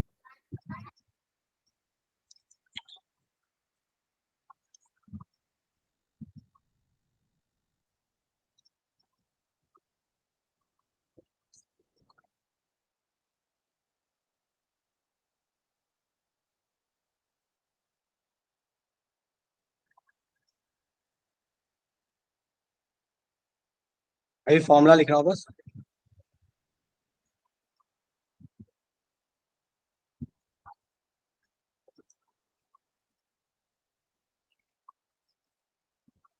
चलो, तो हमने जस्ट बात किया था कि रेट ऑफ डिफ्यूजन का जो रेशियो है ये under root T by M से डायरेक्ट प्रोपोर्शन होता है, ठीक है। तो R1/R2 equal to T1/T2, M2/M1 लिख लिया हमने, कोई दिक्कत नहीं है इसमें। अच्छा, रेट ऑफ डिफ्यूजन हमने बात किया था, क्या होता है? अमाउंट पर यूनिट टाइम। अमाउंट किस में हो सकता है? मोल्स। अमाउंट अभी जस्ट बताया था कि mole is directly proportional to volume जब प्रेशर और टेम्परेचर सेम हो। तो यहाँ पे हमको दिख रहा है कि जो रेट है, रेट बराबर हम चाहें तो हम लिख सकते हैं मोल पर यूनिट टाइम, या फिर ऐसे कह लो कि ये ना लिख के हम लिख सकते हैं वॉल्यूम पर यूनिट टाइम, ठीक है। अब क्वेश्चन में ध्यान से गौर से देखिएगा तो आपको दिखेगा through membrane the same time, मतलब दोनों केस के लिए टाइम भी सेम है। तो रेट जो है वो डायरेक्टली प्रोपोर्शनल किससे? वॉल्यूम से डायरेक्ट प्रोपोर्शनल है। तो क्या अगर मैं चाहूं तो R1/R2 इक्वल टू नहीं लिख सकता volume of gas 1 diffuse upon volume of gas 2 diffuse equals to under root, दोनों के टेम्परेचर सेम है तो T और T हो गया, और दोनों का मोलर मास तो ऊपर में हो गया M2, नीचे में हो गया M1। इसमें किसी को दुविधा आपत्ति विपत्ति हैरानी परेशानी हो तो जल्दी बताओ कि भैया ये क्या चीज लिख दिया, जादू हो गया। No sir. देखो फटाफट से, नहीं है? चलो, तो अपने को दिख रहा है यहाँ से ये T भैया गया, ठीक है। अच्छा, V1 अपने को दिया हुआ है, गैस 1 का वॉल्यूम कितना डिफ्यूज हुआ है? 50 ml, यहाँ V1 की जगह 50 पुट करो। गैस 2 कितना डिफ्यूज हुआ है? 40 ml, यहाँ 40 पुट करो। यहाँ पे गैस ए का मोलर मास कितना है? 64, यहाँ 64 पुट करो। क्या यहाँ से M2 सॉल्व होके नहीं आ जाएगा? जल्दी से बताओ मुझे, यहाँ से M2 सॉल्व होके आएगा कि नहीं आएगा? और जिसका नहीं आएगा वो हैंड रेज करो, अपन वापस से बात करें, वापस से डिस्कस करें। जिसको लगता है कि सॉल्व नहीं हो पाएगा, इस जन्म में नहीं हो पाएगा, जुपिटर का क्वेश्चन है ये, तो अपन बात करेंगे वापस से, हो जाएगा।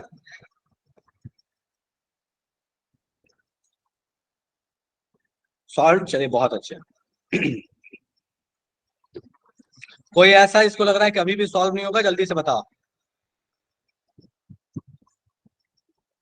चलो बहुत बढ़िया, ठीक है, ओके। सो नेक्स्ट क्वेश्चन पे आते हैं।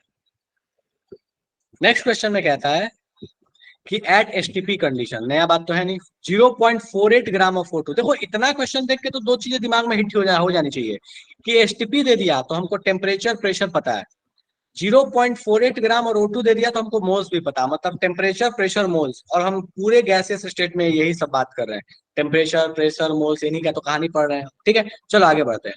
Diffuse through a porous partition in 1200 second, time भी बता चुका है। बोलता है what volume of CO2 will diffuse in the same time under the same condition.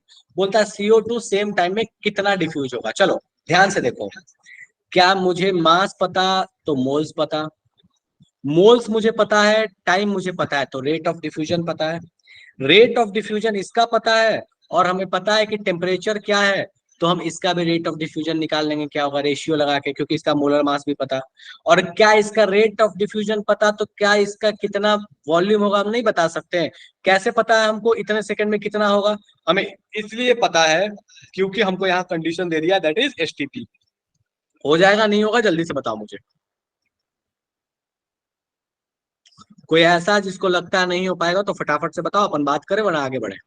एक और बार बता दीजिए। फिर से बोलो।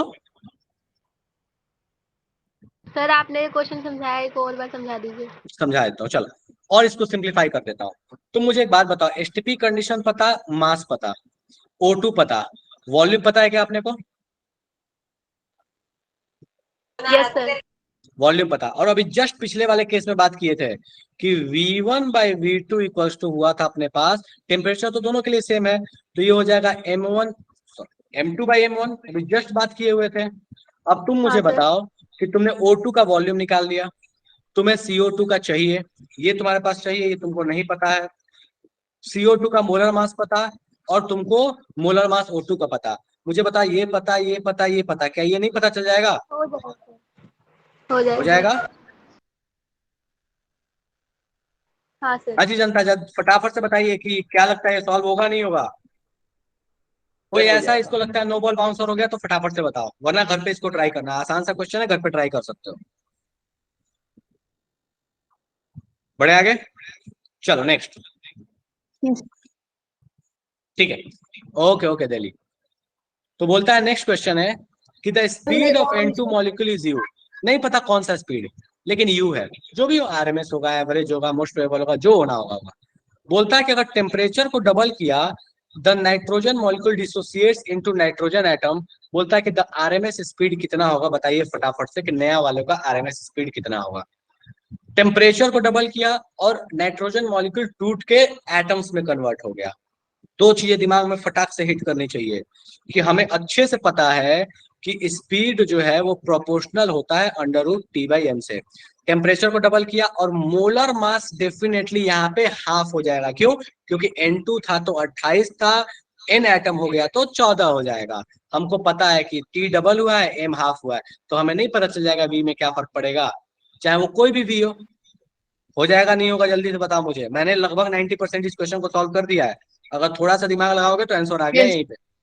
यस सर, हो जाएगा। जाने क्या, एक क्वेश्चन और भी बड़ा फेमस बनता है, आपको बोलेगा काइनेटिक एनर्जी बताने के लिए। क्या काइनेटिक एनर्जी हमको नहीं पता, गैस की काइनेटिक एनर्जी या किसी भी चीज की काइनेटिक एनर्जी क्या होगी, अगर हमें पता है स्पीड तो दैट इज हाफ mv²। बस काइनेटिक एनर्जी लेते वक्त ये याद रखिएगा कि स्पीड में जो v लेते हैं दैट इज RMS का स्क्वायर।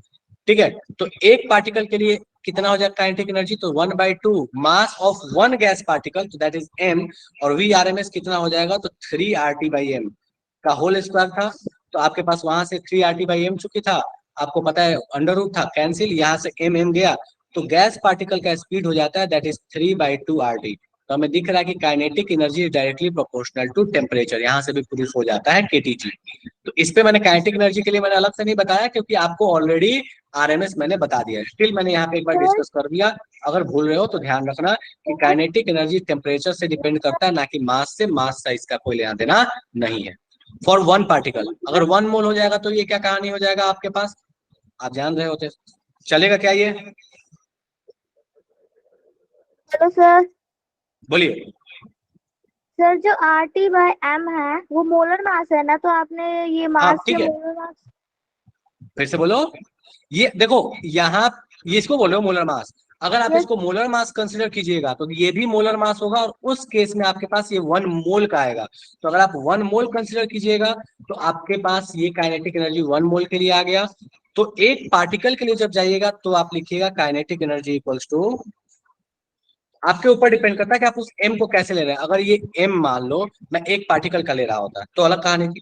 मान लो मैं मोलर मास कंसीडर करूं, तब यहाँ पे ऐसे यूज करेंगे kinetic energy equals to 3/2 RT/Na। ठीक है, क्यों? क्योंकि Na से डिवाइड कर लिया तो आपके पास एक पार्टिकल का आ जाएगा, और इस R/Na को ही बोलते हैं बोल्ट्जमैन कांस्टेंट। ठीक है, चलेगा। बाकी काइनेटिक एनर्जी की कहानी है, आप समझ सकते हैं इसको। यहाँ पे 3 क्यों आता है, तो ये 3 आता है for monoatomic gas. Diatomic triatomic होगा तो यहाँ पे 3 की जगह हो जाता है डिग्री ऑफ फ्रीडम। ठीक है, जो कि आपको फिजिक्स में बात करना है। बस एक आइडिया दे दिया, आप ध्यान रखिएगा इस चीज को। काइनेटिक एनर्जी किसके ऊपर डिपेंड करता है, मास इसका कोई लेना देना नहीं है। बोल्ट्जमैन कांस्टेंट क्या होता है, डन है क्या ये? पहले मुझे काइनेटिक एनर्जी कहानी बता दो, चलेगा? चलो ऊपर वाला क्वेश्चन फटाफट से सॉल्व करो और मुझे आंसर बताओ। 90% सॉल्व कर दिया था, आंसर जल्दी से बताओ क्या होगा। सर बी आ ठीक है, डन है, बढ़िया आ गया। चलो बढ़िया, नेक्स्ट क्वेश्चन पे आते हैं। What is the ratio of average speed of CO2 and the most variable speed of O2 at given temperature? मुझे फ्रैक्शन में ही सॉल्व कर सकते हो क्या? ये फ्रैक्शन में चाहिए, एवरेज और मोस्ट वेरिएबल, सीधे फॉर्मूला लगाना है, आंसर लाना है, हो जाएगा।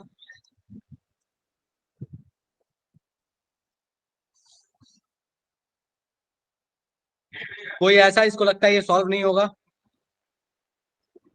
दूसरे प्लैनेट का क्वेश्चन है ये, नो सर। हो जाएगा। चलिए बढ़िया, घर पे आराम से ट्राई कीजिएगा। नेक्स्ट क्वेश्चन बोलता है कि क्लोज वेसल है, इक्वल नंबर ऑफ मॉलिक्यूल्स है N2 और O2 के, टोटल प्रेशर है 650 mm Hg, 760 से डिवाइड कर देंगे तो आपको पता चल जाएगा ATM में। बोलता है कि if N2 is completely remove pressure will. अब आपके पास कहानी ये है, आप ध्यान से देखिए, ये इस्तेमाल करने वाला है, that is law of partial pressure, Dalton's theory वाला।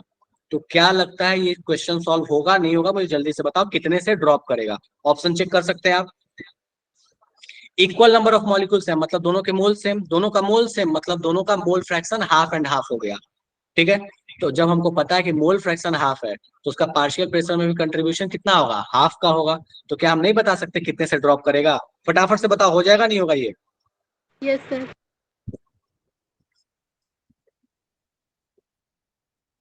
ओके माधुरी, मैं रिपीट कर रहा हूँ, नंबर ऑफ पार्टिकल सेम है तो दोनों के मोल सेम है, दोनों के मोल सेम है तो दोनों के मोल फ्रैक्शन भी सेम होंगे क्योंकि दो ही हैं गैस अपने पास। दोनों के मोल फ्रैक्शन सेम है तो कितना परसेंट कंट्रीब्यूशन होगा प्रेशर में? तो बराबर होगा क्योंकि मोल फ्रैक्शन हाफ हाफ, तो परसेंट ऑफ प्रेशर कंट्रीब्यूशन वो भी आधा आधा होगा। और अगर एक को निकाल दिए तो कितने से ड्रॉप करेगा आप नहीं बता सकते, आधा का कंट्रीब्यूशन था तो आधा गया, बात खत्म। चलेगा? चलो